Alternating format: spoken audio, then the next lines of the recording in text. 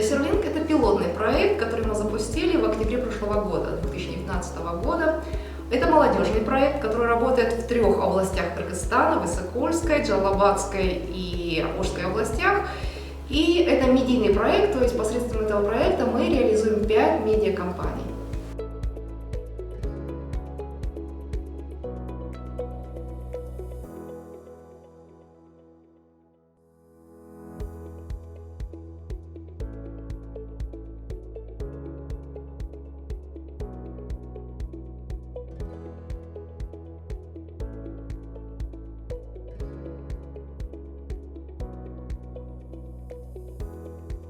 Уникальность вот именно этого проекта то, что она основана на исследовании. Если вы знаете, существуют такие классические примеры проектов, когда исследования подытоживают итоги, да, или определяют какие-то несовершенства, имеющие место быть в настоящее время. А этот проект, это исследование, оно прикладное, то есть нам необходимо было выявить тех самых инфлюенсеров, тех людей, которому наша молодежь доверяет и мнению которых они прислушиваются.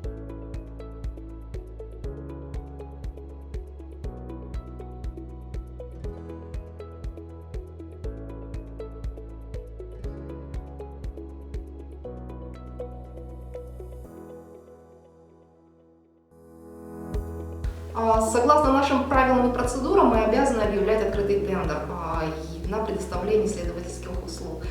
И, соответственно, было разработано техническое задание, и оно было опубликовано в средствах массовой информации. Мы получили достаточное количество заявок и очень обрадовались тому факту, что мы обнаружили и М-Вектор в числе заявителей. Почему обрадовались? Потому что М-Вектор — это безусловный лидер в сфере исследований, и в частности исследований по медиакомпоненту, плюс у него безупречная репутация, огромный опыт, и надо сказать, что сама заявка, проектная заявка, она отличалась очень серьезной структурой, действительно продуманностью каждого элемента, и, соответственно, мы сделали свой выбор после ряда интервью в пользу М-Вектор.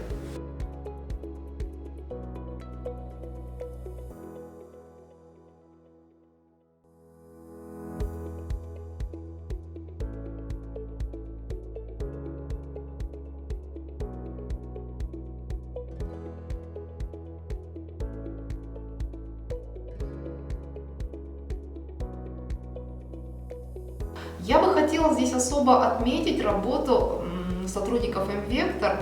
Во-первых, в той части, что они действительно были вовлечены в наш проект, они действительно понимали суть и цели нашего проекта, и им было важно понять, какого рода данные мы хотим собрать на полях и какого рода анализ мы хотим в конце концов получить для того, чтобы это помогло нам в дальнейшей имплементации. Вот я очень хорошо помню, что сотрудники М-Вектор приходили на наш семинар, который мы организовывали в субботу и воскресенье, по сути, нерабочие дни, и они очень активно участвовали в них с утра до вечера, то есть это были достаточно продолжительные семинары. В части сбора данных меня поразил М-Вектор контролем за качеством получаемой информации. То есть вот то, что было прописано в концепте о 3-этапном контроле за собираемыми данными, мы это видели действительно в плане реализации. Я бы хотела еще отметить, как мы анализировали работу. То есть, как вы понимаете, анализ можно проводить в разных направлениях, и существует большое количество разных типов анализов. Да? И М-Вектор, он прям спрашивал, какого рода анализ требуется для вас, да, и мы несколько раз переписывали отчет в том плане, что мы хотели вот кластерный анализ, мы хотим, вот, чтобы вы нам определенные корреляции вытащили.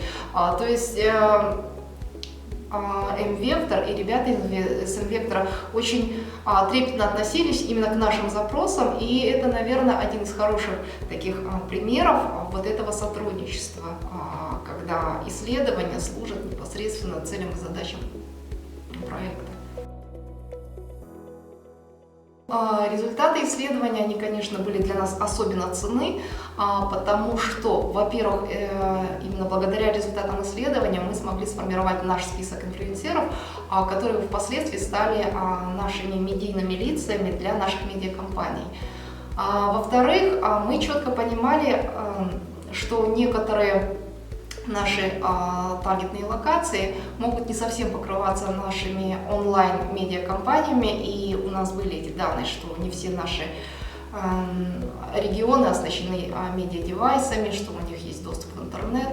Ну и в-третьих, мы результаты задокументировали как некоторые извлеченные уроки. То есть у нас был целый ряд презентаций, который был сделан представителями МВектора. Это, во-первых, для нас, как для проектников.